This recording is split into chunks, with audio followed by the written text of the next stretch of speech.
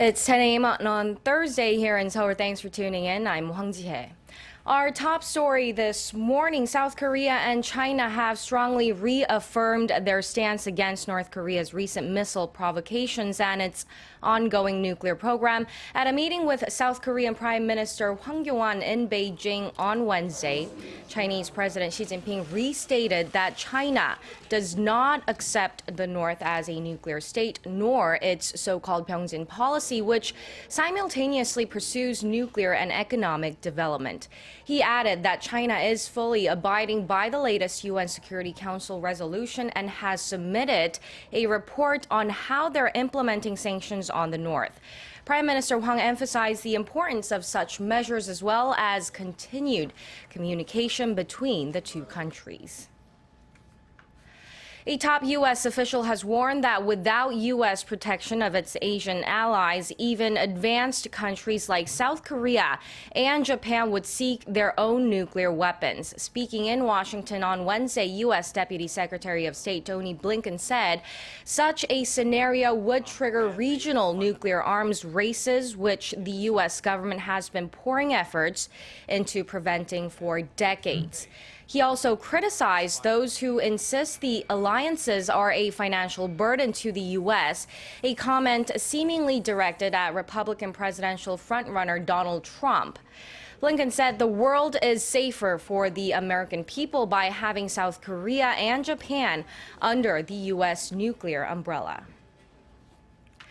Turkey and the United States have blamed the Islamic State group for the horrific attack on the Istanbul's main airport.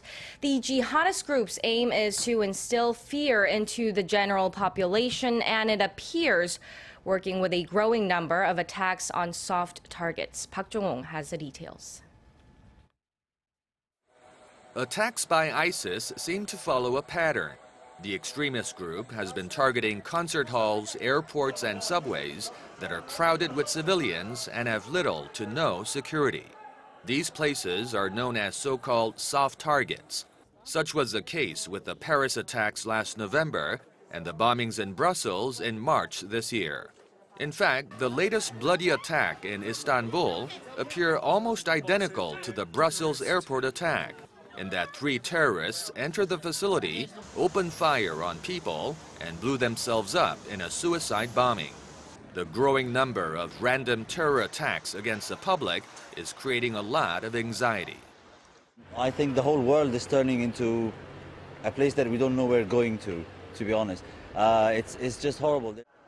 With strikes on soft targets on the rise, experts say ISIS is trying to get more attention and instill fear, especially at a time when it's on the defensive on the local front, losing battles and territory.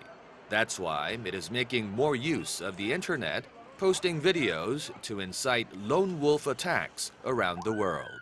Park Jong-hong, ARIRANG News.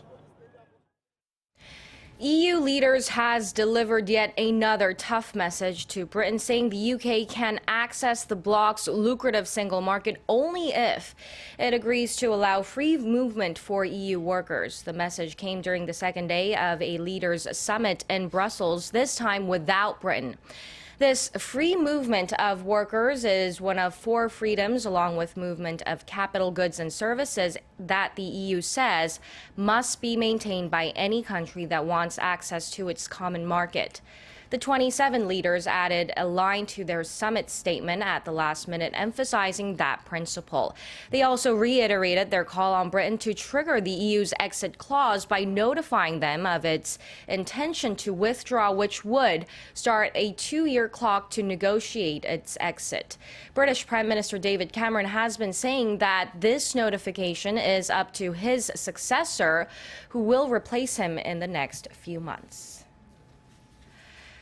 Korea's industrial output rebounded in May, posting the biggest rise in 15 months. Statistics Korea says output across all industries went up 1.7% last month from the previous one. The May figure represents a turnaround from a 0.8% drop recorded in April. Output in the mining and manufacturing sectors also rose 2.5% last month from a month earlier. The finance ministry, however, cautioned against too much optimism, saying the rebound came on the back of a low base effect seen in April.